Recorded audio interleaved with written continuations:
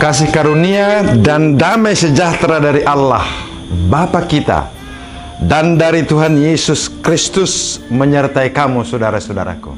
Amin. Marilah kita mendengar firman Tuhan yang diangkat dari Galatia pasal 6 ayat 1 sampai 10. Ini adalah surat Paulus kepada jemaat Galatia yang memberikan berbagai arahan-arahan kehidupan penting bagi kita pada zaman ini. Demikian bunyinya. Saudara-saudara, kalaupun seorang kedapatan melakukan suatu pelanggaran, maka kamu yang rohani harus memimpin orang itu ke jalan yang benar dalam roh lemah lembut, sambil menjaga dirimu sendiri supaya kamu juga jangan kena pencobaan. Bertolong-tolonganlah menanggung bebanmu, demikianlah kamu memenuhi hukum Kristus. Sebab kalau seorang menyangka bahwa ia berarti, padahal ia sama sekali tidak berarti, ia menipu dirinya sendiri. Baiklah tiap-tiap orang menguji pekerjaannya sendiri, maka ia boleh bermegah melihat keadaannya sendiri dan bukan melihat keadaan orang lain. Sebab tiap-tiap orang akan memikul tanggungannya sendiri. Dan baiklah dia yang menerima pengajaran dalam firman, membagi segala sesuatu yang ada padanya dengan orang yang memberikan pengajaran itu. Jangan sesat. Allah tidak membiarkan dirinya dipermainkan. Karena apa yang ditabur orang, itu juga yang akan dituainya. Sebab barang siapa menabur dalam daging, ia akan menuai kebinasaan dari dagingnya. Tetapi barang siapa menabur dalam roh, ia akan menuai hidup yang kekal dari roh itu. Janganlah kita jemu-jemu berbuat baik, karena apabila sudah datang waktunya, kita akan menuai, jika kita tidak menjadi lemah. Karena itu selama masih ada kesempatan bagi kita, marilah kita berbuat baik kepada semua orang, tetapi terutama kepada kawan-kawan kita seiman. Demikian pembacaan firman Tuhan, saudara-saudara. Setiap orang di antara kita tidak hidup dari dirinya dan untuk dirinya sendiri. Kita adalah bagian dari makhluk sosial, makhluk masyarakat, makhluk hidup bersama dengan orang lain. Bahkan tidak hanya dengan orang lain saja, tetapi juga dengan alam semesta. Maka kehidupan setiap orang itu sangat berharga di mata Tuhan. Dan harga serta nilai kehidupan seseorang akan terlihat seberapa jauh dan seberapa dalam dia mengekspresikan hidupnya di dalam society, di dalam kehidupan sosial, di dalam kehidupan masyarakat.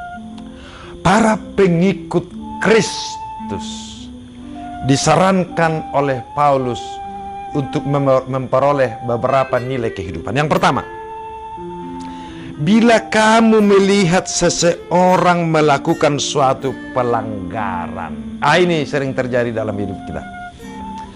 Ada orang yang melakukan pelanggaran. Kecenderungan manusia adalah melihat kesalahan orang lain dan melihat kesalahan itu sebagai kesempatan untuk menghukumnya, untuk merendahkannya. Bahkan ada orang yang mencari kesalahan orang lain supaya dapat dia menghancurkan. Itu adalah kehidupan manusia. Dan di mana-mana terjadi, saudara-saudara. Sebab persaingan di antara manusia menjadi orang yang terbaik acap kali, bukan karena dia baik, tetapi dia melihat karena orang lain buruk, maka dia menjadi terlihat baik. Sesungguhnya dia juga adalah buruk, tetapi karena dia melihat keburukan orang lain lebih menonjol dan ditonjolkan, dan maka dia seolah-olah menjadi orang yang baik. Itu adalah kehidupan dunia ini. Tetapi Paulus mengatakan, bila seseorang kamu lihat melakukan pelanggaran, apa yang kamu lakukan ialah kamu yang rohani harus memimpin orang itu ke jalan yang benar dalam roh lemah lembut, sambil menjaga dirimu, kamu jangan jatuh ke dalam pencobaan. Mengapa, saudara-saudara? Seringkali orang mau berusaha memperbaiki orang yang berdosa, orang yang melakukan pelanggaran, tetapi bisa dia sendiri menjadi jatuh ke dalam pelanggaran yang sama, bahkan lebih buruk dari apa yang dia sedang protes. Itu bisa saja terjadi.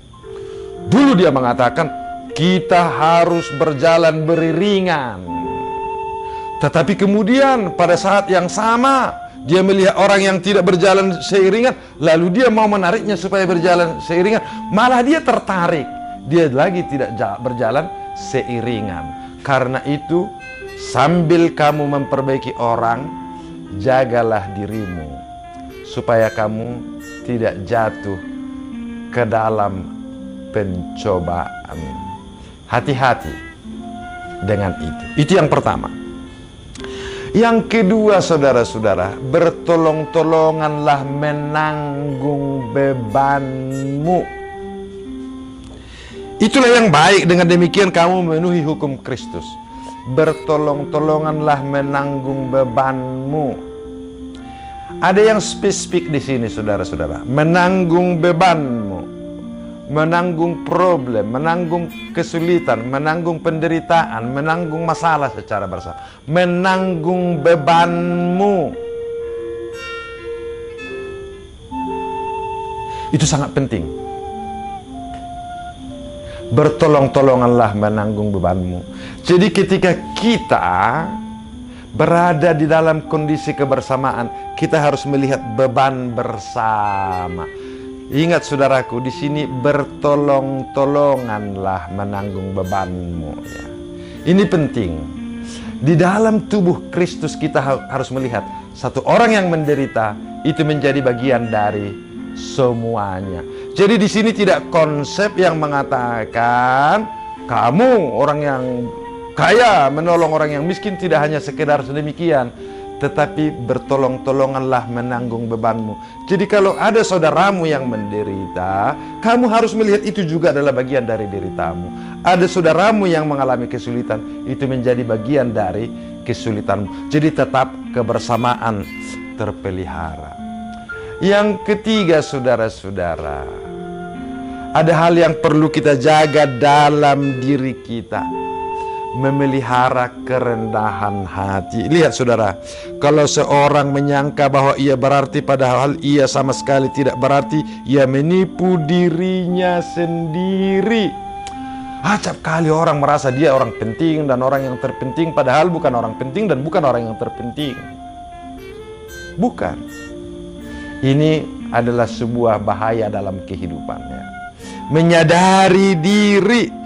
Tiap-tiap orang harus menguji pekerjaannya sendiri. Apa yang sudah kau lakukan, apa yang sudah kita lakukan, dan kita bisa bermegah pada apa yang kita lakukan itu sendiri. Sebab tiap-tiap orang akan memikul tanggung jawabnya sendiri, akan memikul tanggungannya sendiri. Jadi setiap orang akan memikul tanggung jawab menurut apa yang dia harus tanggung jawabin. Dan ukurannya di situ, ketika tanggung jawab yang diberikan kepadamu bisa kamu kerjakan dengan baik, that's good. Itu yang penting. Karena itu setiap orang harus menguji dirinya. Apa kerjanya, apa tanggung jawabnya. Kalau ini sudah berjalan dengan baik, itulah yang indah dalam kehidupan kebersamaan. Setiap orang memikul tanggung jawabnya sendiri. Ada contoh yang konkret dia bikin di sini. Kalau kamu telah menerima pengajaran dalam firman, kamu telah menerima keselamatan, ada baiknya kamu juga membagi apa yang ada padamu kepada mereka yang telah membagikan firman itu kepadamu. Sebab apa yang ditabur orang, itu juga yang dituainya. Ini kan hukum tuai tabur ini sudah kita tahu semua ini. Semua orang sudah mengetahui itu. Kalau kamu menabur yang baik, kamu akan menuai yang baik. Kalau kamu menabur yang buruk, kamu akan menuai yang buruk. Dan itu sudah hukum alamiah ya. Dan apa yang ditabur orang, itu juga yang dituainya. Jadi kalau kamu menabur di dalam daging katanya, kamu akan menuai hasil dari daging. Kamu akan menuai kebinasaan. Jadi hati-hati apa yang kamu tabur.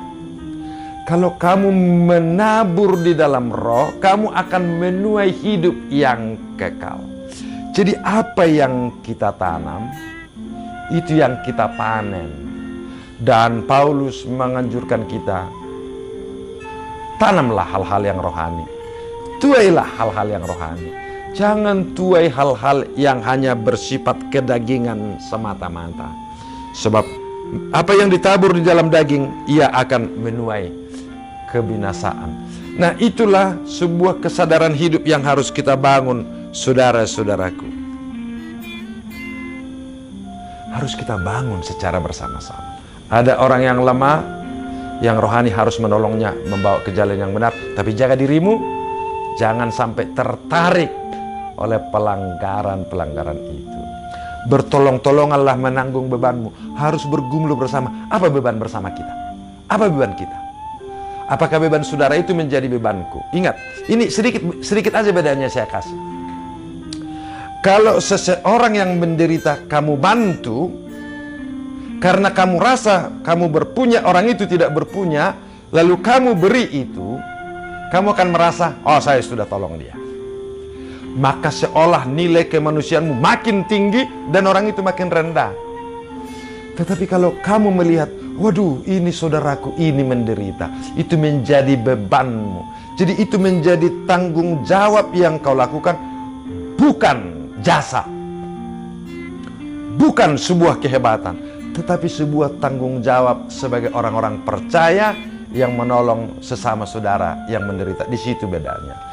Dan baiklah kita masing-masing sungguh-sungguh menjaga diri kita, memelihara diri kita, menguji pekerjaan-pekerjaan kita. Apa yang kita tabur itu yang akan kita tuai. Tidak ada yang terlepas dalam kehidupan kita ini, saudara-saudara.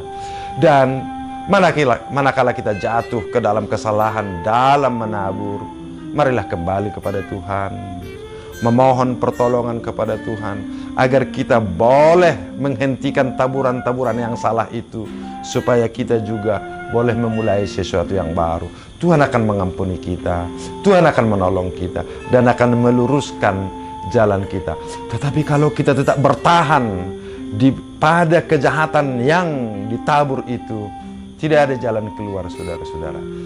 Kalau kita kembali kepada Tuhan, Tuhan akan memimpin kita ke jalan yang Dia kehendaki. Karena itu, saudara-saudaraku, janganlah kita jemu-jemu berbuat baik. Karena apabila sudah datang waktunya, kita akan menuai jika kita tidak menjadi lemah. Membuat yang baik, latihlah kehidupanmu. Dari kecil semakin besar, semakin besar. Kebaikan yang ringan, kebaikan yang masih sekedar, akan meluas dan akan meluas dan akan sehingga terbangun karakter kita menjadi karakter yang baik oleh karena pertolongan Tuhan. Dan pada waktunya Allah akan dimuliakan, Tuhan Yesus akan dimuliakan, karena kita dalam proses menuju kebaikan yang lebih dan lebih dari hari ke hari. Selama masih ada kesempatan bagi kita, selama masih ada kesempatan. Kalau kesempatan itu sudah berakhir, tidak bisa kembali, saudara-saudara. Marilah kita berbuat baik kepada semua orang. Semua orang. Apapun agamanya, apapun sukunya, apapun bangsanya, apapun kepada semua orang. Tetapi terutama kepada kawan-kawan kita seiman. Ini seringkali disalahpahami, saudara-saudara.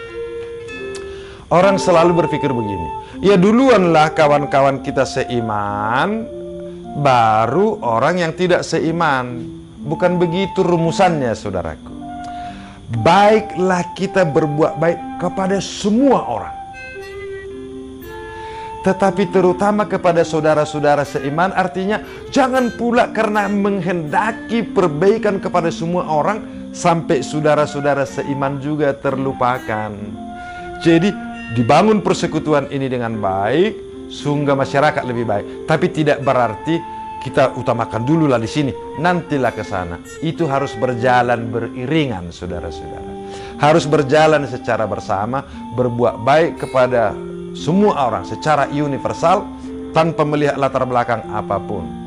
Itu sebabnya dalam kehidupan beriman ini ada sesuatu yang indah, saudara-saudara. Saya sering menyampaikan kepada para pelayan-pelayan, kamu dipanggil Tuhan melayani orang yang baik dan orang yang jahat, orang kaya dan orang miskin,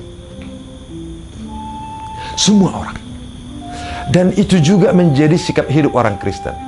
Kita mengasihi orang yang baik dan orang yang jahat, orang yang membantu kita dan yang merugikan kita.